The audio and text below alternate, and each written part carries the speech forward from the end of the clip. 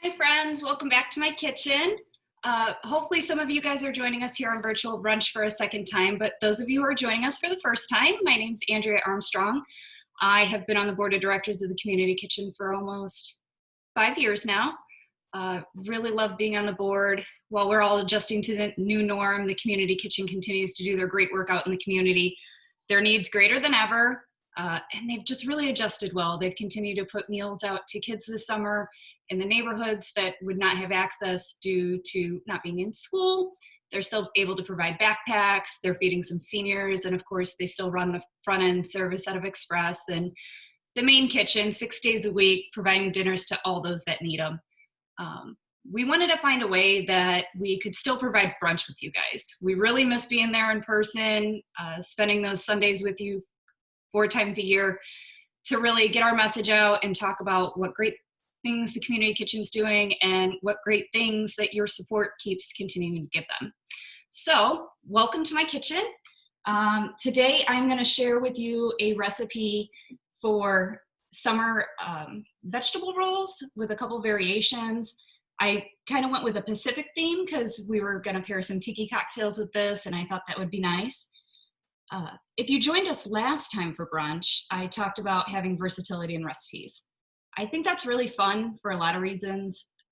Most people don't have the same palate, or they can't have everything. They might have an allergy, or maybe they just don't like it. Access to produce and things is also hard to come by sometimes. And this time of year in Southern Indiana, it's especially fun. The farmers markets are abundant. They're starting to open back up, and we're getting in there. I did not make it to the farmer's market myself this weekend, but my husband and I were driving to Columbus and stopped at a farm stand.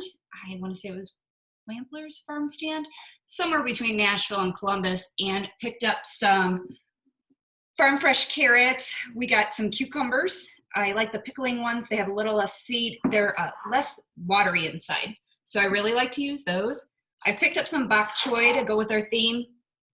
Avocado, because is it brunch without an avocado? I have some fresh basil from my garden.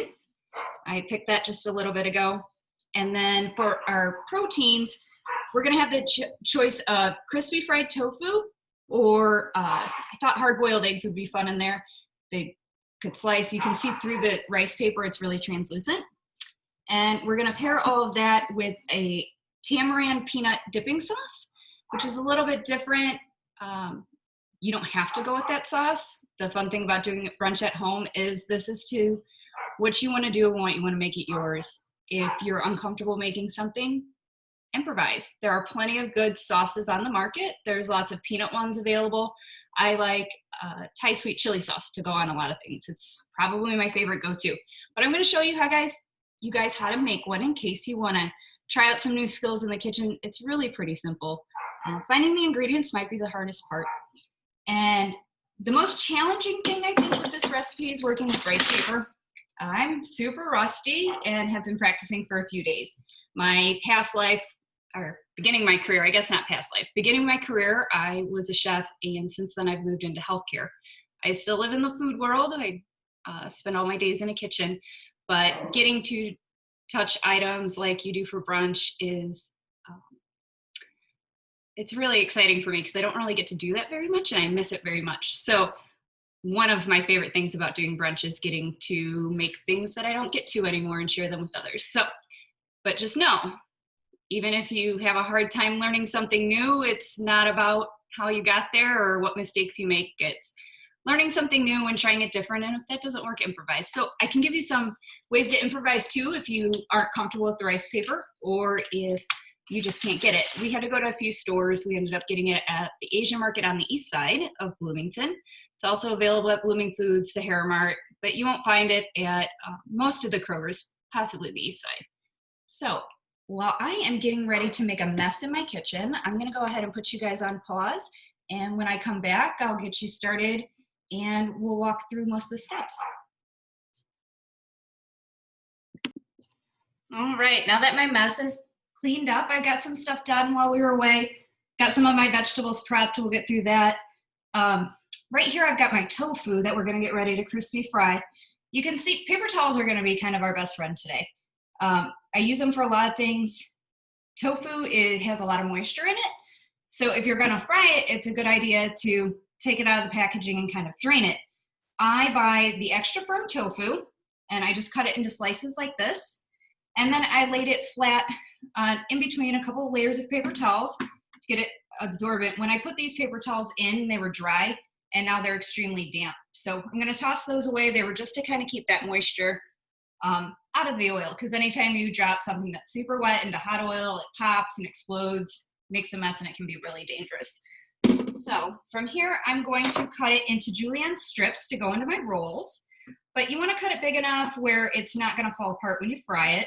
So out of each one of these, I'm getting about 4 well, there you go. The tofu falls apart pretty easy, and the drier we get it, it kind of falls apart too. So maybe I'll just go with 3. 4 seem to break a little bit.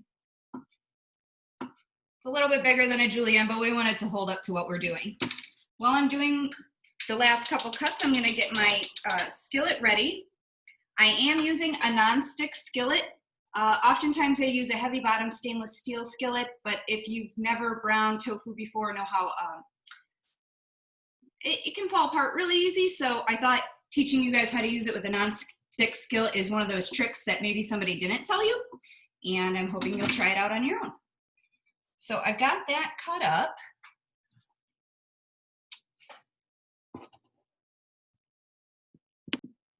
Sorry about that quick pause. I realized the utensils I needed were underneath my computer, adjusting to virtual life. I've got the tofu cut and I've got my pan heating up. It's feeling pretty hot now. You don't want to get it so hot it smokes when you add the oil, but you want to get it hot enough to start seeing that sizzle. I'm gonna go ahead and pour in just a couple tablespoons of oil. I'm just using vegetable oil. If I'm making it with tofu, I'd like it to be vegan if I'm not sure exactly who I'm serving. So while that's heating up, just gonna let it heat up in my pan there. I'm gonna go ahead. In this bowl, I have just a mixture of cornstarch, flour, salt, and pepper. I like a little bit of cornstarch on tofu. It helps it out. If you leave the flour out, it doesn't really brown very well. So that's why I prefer one over the other. You can use butter or other things. If you use whole butter, it's going to brown, or the butter has a tendency to brown quite a bit. I added quite a bit more oil to this because it wasn't cooked in the bottom of the pan, and you really want this to fry up some. Not quite hot enough. You can tell if your oil's not hot enough if you get a little bit of the dry in there and it doesn't sizzle back. When it's ready, the oil tends to tell you when it's ready. So, but while I'm waiting on that, I will go ahead and, I don't want to have too much excess flour product on these, just a little bit. Oops, that one broke. It happens. So yeah, definitely cut them into thirds. They seem to be holding up better than the fourths did. Every of the small ones I've got there's tending to fall apart just a little bit. And then shake off the excess as best you can. All right, I'm starting to hear it sizzle a little bit. I'm gonna give it one more swoosh, kick it up now that I'm watching it and it's gonna be active.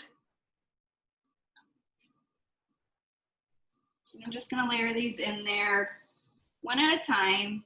I don't have them touch, and I'm going to let the tofu tell me when it's done.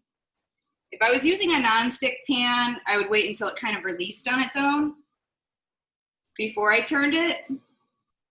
Because I'm using non-stick, I'm gonna just kind of pop it around there. I don't want to touch it too much though.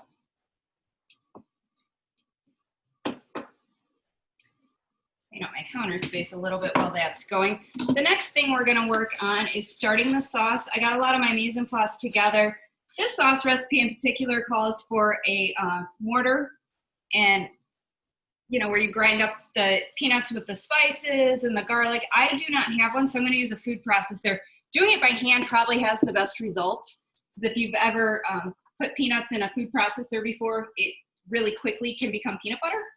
So I'll show you guys how to pulse it real quick and get it out. This is not supposed to be a smooth sauce. It's supposed to be nice and chunky and almost look like it has, it will kind of look like it has two parts to it. You'll see the chunks and then the sauce will kind of separate, and It's really nice looking. I also had a hard time, the original recipe I looked at called for tamarind concentrate. I could not find that, but we were able to find tamarind at the Asian market as well. So we got some of that, just the dry powder. I'm gonna add a little bit of it just for flavor. That is optional. It's a different flavor. If it's something you don't like or you just are having a hard time finding, no big deal. You can definitely make it with the other ingredients that I have here, or like I said, you can try something different. All right, while this tofu's going, I'm gonna give it its first turn. Get it lightly golden.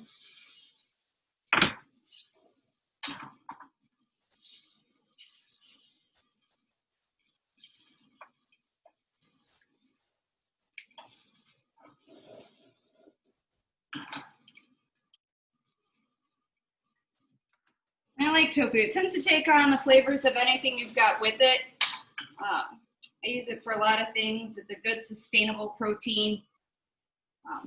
I am not a vegetarian, but I really do enjoy it. So I thought it would be a fun option. When that gets done, I have a bowl here just with some paper towel again.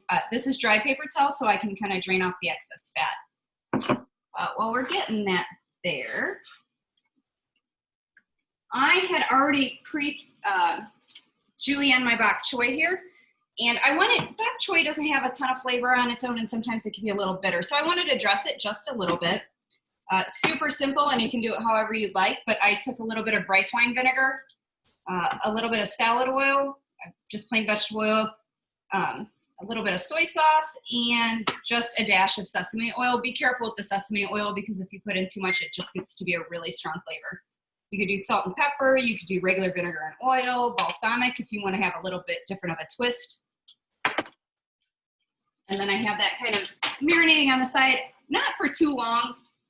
You don't want that lettuce to get too dry on you. All right, these are almost ready.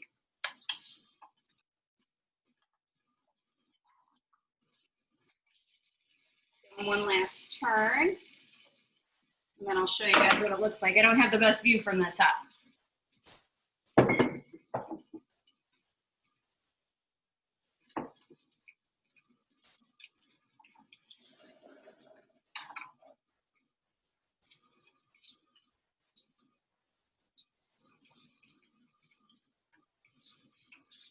This is where that kitchen magic comes in handy on the Food Network. My timing's not quite there yet, but I'm working on it. I didn't want to do these too far ahead because if I did them, as they get into the roll gets a little soggy on its own because the rice paper is very moist as well as all the ingredients that are going in it. So I do want the tofu to be able to stand up on its own. So I don't really want to rush it. That's why I'm going to take my time. And it just gets that beautiful color. It just makes it look a little bit different.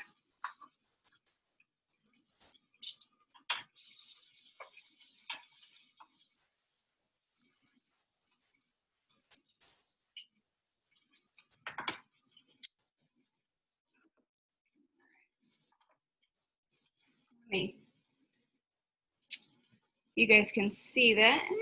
Let's see. It's not the best light, but it's just got a little bit of a golden color to it. It's nice and firm. I'm gonna go ahead and get it off the heat here so it doesn't burn. I don't want to put these into the spring roll or into the summer rolls hot. This is gonna be a cold dish, and if you put something in that's too warm into rice paper, it's just gonna kind of melt it and break it. So we're gonna let those chill out just a little bit while we're getting other things done. I'm actually gonna pop it into the freezer to speed up the process a little bit, but normally just leave them out on room temperature inside your house if you're not kind of rushing through things. All right, next step. I have a little food processor here. Actually, before I get that started, it probably won't be a bad idea to get the rice papers ready. I've got here 5 paper towels that are pretty wet and a plate of water. Just cold water straight out of the faucet, nothing fancy. And I've got my spring roll wrappers. I was telling you guys earlier, I think this is the most challenging part of this recipe. If you've never seen one before, they look like this and they come in a package. just like that. They kind of remind me of fluorescent light covers before they're rehydrated. They're very, they seem like plastic. So to rehydrate them, you just simply put them in some cold water. You don't want to layer them one on top of another. They'll stick together. So I just dip them in cold water for not very long. And then I get these paper towels ready. I'm going to start at the bottom here. And I'm not going to shake off too much excess. I want to leave it pretty wet, and I'm going to layer one on top of the other. And as I'm pulling those apart, oops, I just broke one. That's okay. Get one on top of the next.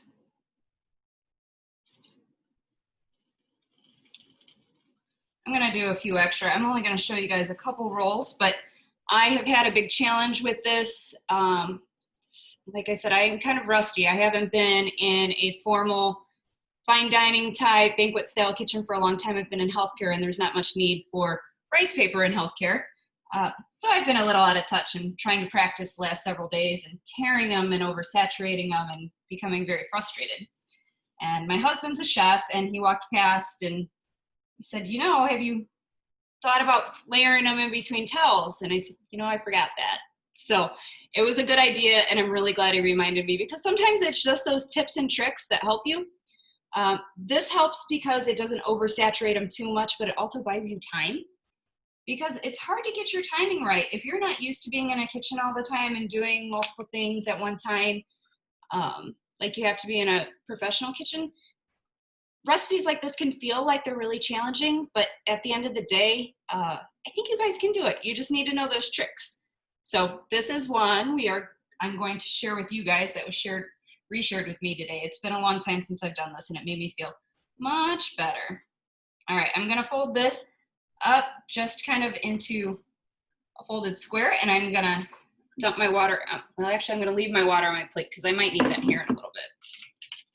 Stuff out of the way. Sorry for all the reaches, but my kitchen's a little bit tight on space.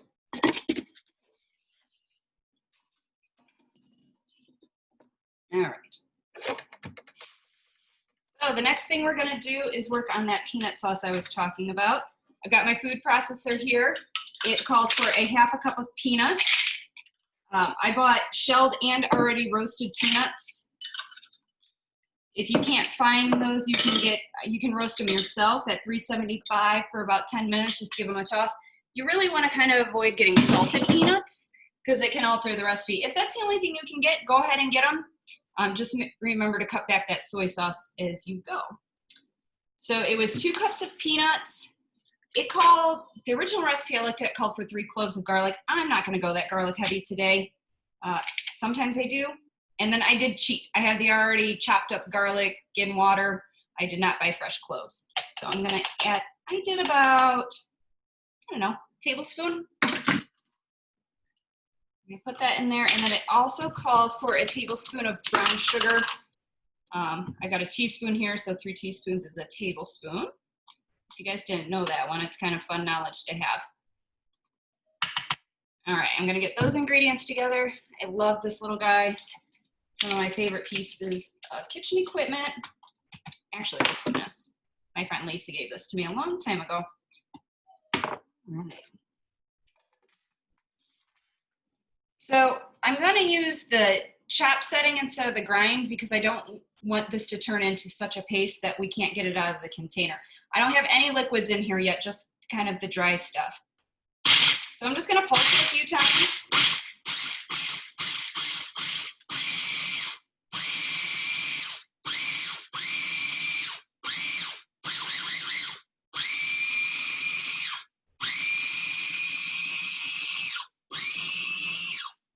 All right, it's just starting to get to that nice grind that I want. As you can see, it's not sticking to the walls yet. It's nice and granular. It's not too pasty yet. That's probably a good time to go ahead and pull it out. I'm going to move it into a bowl. Like I said, the original recipe called for you to do it with a mortar, and you could grind all these ingredients together. That would bring it great balance and a really good texture. I do not have one on hand, so. All right, got this into the bowl. I'm the way. I don't need my food processor anymore, so I'm gonna get rid of that too.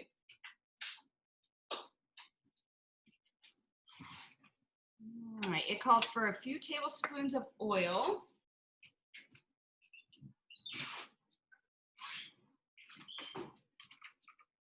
I'm just gonna eyeball it. I used what I had in the pan, so I'm just gonna eyeball it, but it was 2 tablespoons of oil.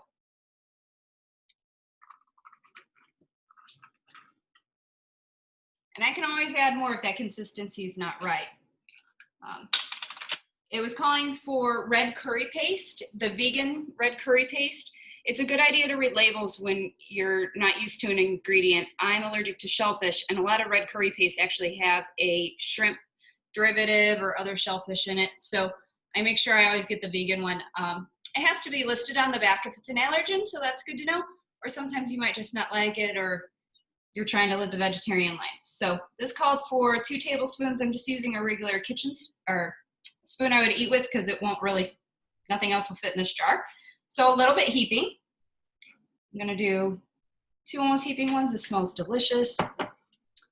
And then I've got that tamarind powder. It was calling for tamarind concentrate. I'm gonna start with like a 1/4 teaspoon, and then I might adjust it as I go.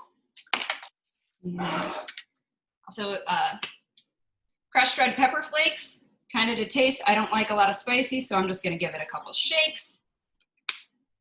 And that was a few tablespoons of soy sauce, which I misplaced. There you are. Found it.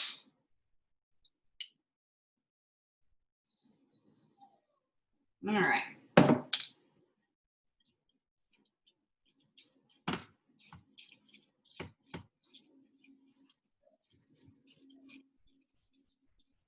The sauce is kind of chunky. It looks a lot more like a paste. You can process it more if you don't like it so chunky. As it sits, some of the moisture in the other ingredients will come out. I think I am going to add just a little bit more oil to it, and then you can also adjust this one with a little bit of water. Water is recommended to it as well.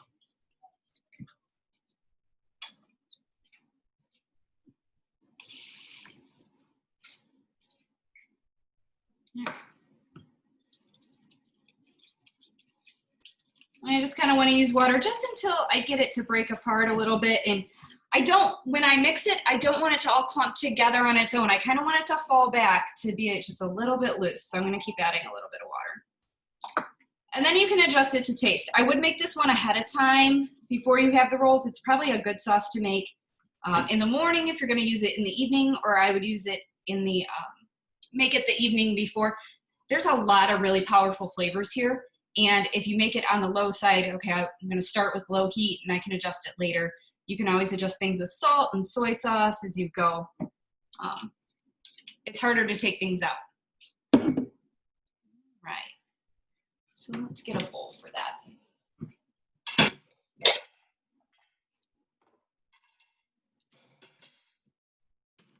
I love these bowls. I got them at the soup bowl for the Hoosier Hills Food Bake.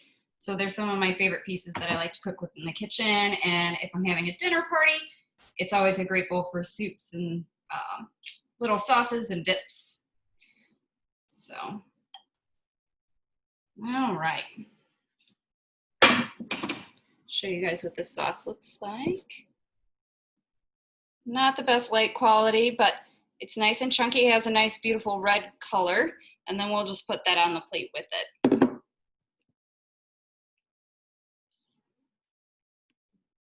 Hi, and we're back.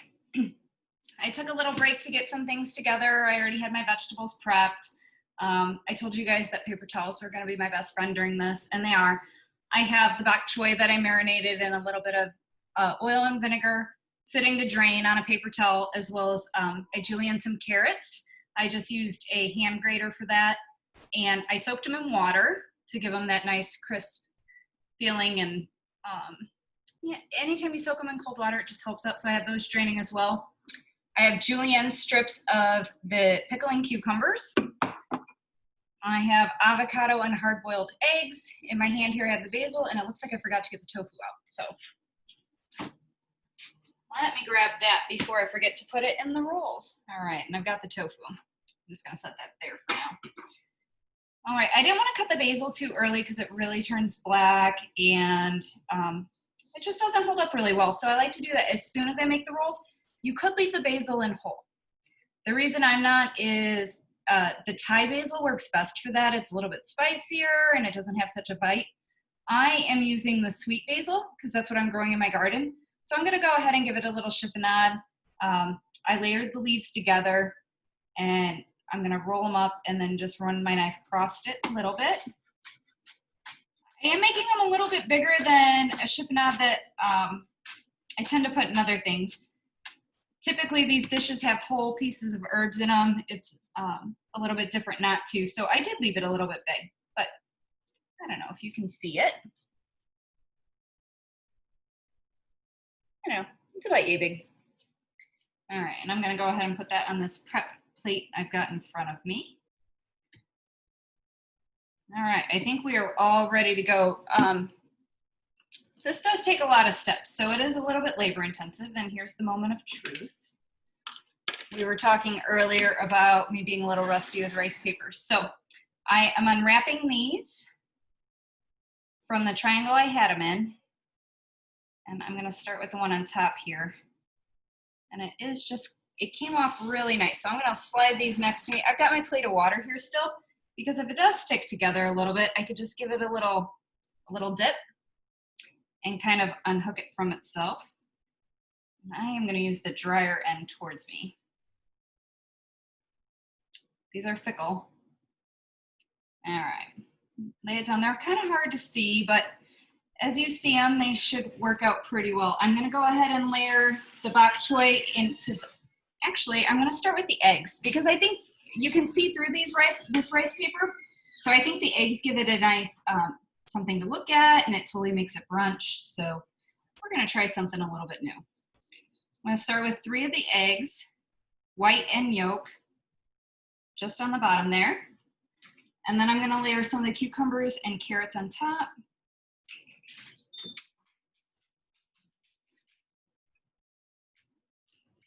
And then the bok choy on top of that. Kind of like a little burrito. We're used to seeing spring rolls and burritos. This is a lot like making an egg roll. And then you can add different layers if you want. Sometimes I like to layer up the colors a little bit better. Oh, I forgot the avocado. It's not brunch without avocado. So I'm gonna set that right there on top. And not forget the basil. Just a tiny bit of basil there on top for flavor. And it's kind of hard to see, but since this is translate, you have 2 choices. You cannot fold in the ends or you can. I prefer to fold them in because it holds everything together a little bit better. So I fold in the ends. I had started in this just a little bit away from the edge, so I had something to work with. I'm gonna pull this out. I'm not gonna, actually on these, they're a little bit small for how much filling I put in, so I'm gonna pull the ends out until now. I've got 1 fold over, I'm gonna fold the ends in, and then I am just gonna keep continuing to roll. And as I'm rolling, I am tucking the ingredients inside of the roll itself. And because these are wet and rice paper, they're a little bit sticky and it's gonna stick to itself. So it won't need any egg wash or anything like that. And the longer it sits, the better it's gonna have. It's gonna stick for you. So I'm gonna let it rest for a little bit before I go ahead and cut it, but I'm gonna show it to you guys. Oh, this lighting.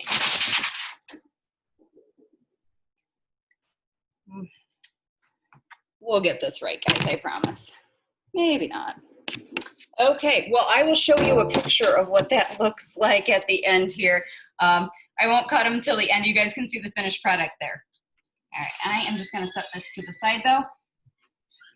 On a damp paper, I'm gonna take the damp paper towel I had on this top rice paper. And actually, if I can make a few, I might show you how to cut one on the video here as well. But I'm gonna take this damp rice paper and set my finished roll on it so it just doesn't dry out too much.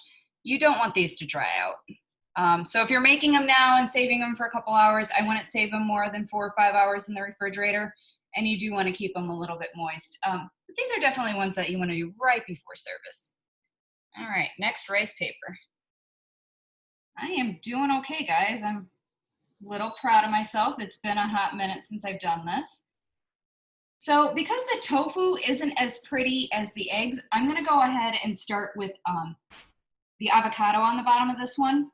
I think the beautiful vibrant green color, and then interchanging that with the orange and the other greens that I've got here too. So I'll start with the avocado, add a little bit of carrot. I'm gonna go ahead and put that bok choy in here. Now slide that in. I'm leaving myself a little bit of space all around the circumference of this. Some of the cucumbers, a little bit of the basil. I like the basil to be with the moist ingredients, so this tofu is a little bit crispy. It's not really going to absorb that flavor quite the same way, but if it's close, it will, and adding a little bit of moisture from the other ingredients will help as well. Layer up that tofu. I'm gonna go ahead and take this end and fold it over, just like I did the last one. This one's a little bit bigger, and that's okay. And this rice paper is slightly forgiving. It's delicate, but it is forgiving if you don't have it too wet. All right, I'm gonna roll that one together. Again, put it on the paper. I'll go ahead and do one more of each, just to make sure I have something to cut and show you before it gets to photo time. It's a little bit hard to show here. Some of the eggs, and it doesn't matter the order. I think I did it in a different order before. We'll try something new on this one. This one might be a little prettier. Yeah, your first run's never the right run.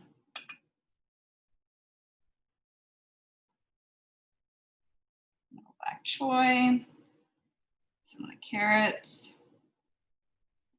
cucumbers.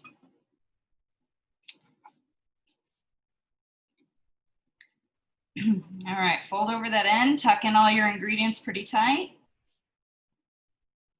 And over end. Give it a nice, good tuck and roll. It is like riding a bike. You eventually remember how to do this. And after you guys do a couple, you'll feel the same way too, I promise. And earlier I talked about if the rice paper really wasn't working for you and it's not something you could find or something you were interested in trying to learn something new, you could do this whole recipe with lettuce instead of the wrappers. So pick your favorite lettuce. I did bok choy inside of it, and bok choy really doesn't roll, but you could pick a nice bib lettuce or something you found at the market. Maybe you're even growing some in your garden. That would be great. And it gives a little bit of variety, and then maybe you could give a couple different kinds. All right, this will be another tofu one. Start with the avocados on the bottom. Little cucumber, bok choy, basil, and tofu. All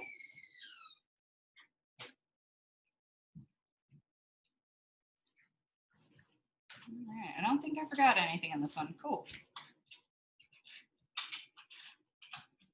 I tore a little bit on this side, but that's okay. If you get a tear, if you can just kind of tuck and roll and keep going, usually part of the other part of the rice wrapper will cover that for you. So again, it doesn't have to be perfect. Chefs aren't even perfect in their own kitchen when it comes to that sort of stuff. It's just the way they present it on the tray makes it look that much better. So I'm gonna take one of each of my rolls.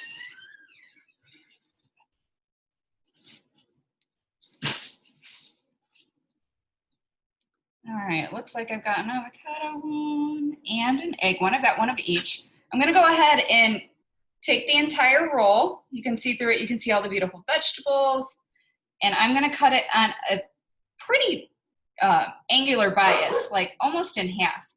And I'm gonna saw my knife back and forth rather than cutting through it. Actually, you kind of need to cut through this one because my vegetables were still a little tough. All right.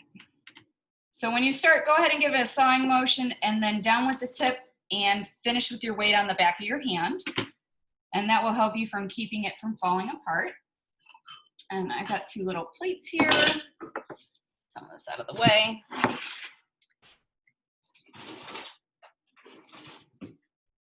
Got got my little sauce.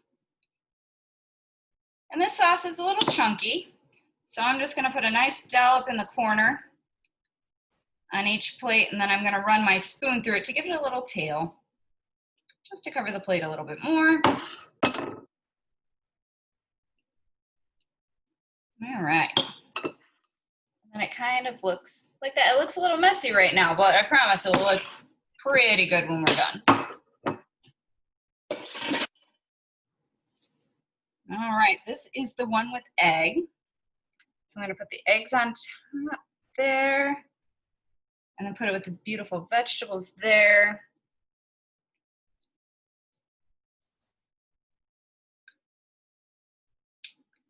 Little basil for garnish. That is one. And this next one, this is this crispy tofu. I'm gonna lay it there. The crispy tofu doesn't plate quite as well, but it's still quite beautiful. I have this beautiful sprig here in the center. I should probably, you guys can't see anything I'm doing here. Sorry. I'm gonna tuck this in the center. Actually, we'll stand that one up today. All right. And there you guys have it. We have two variations of summer rolls in an avocado tiki theme with a peanut tamarind sauce. So thank you guys for joining me today. I really hope you learned something new, you wanted to try something out, but I'm just really excited you guys wanted to join me in this kitchen. So most importantly, keep engaging with us, keep interacting with the community kitchen. As long as we can't brunch in person, we're gonna be here trying to help you guys brunch on your own. And get out there, talk about the community kitchen and the amazing things they're doing, and just help get the word out. Take care, everybody. Stay safe. I can't wait to see you in person. Thanks.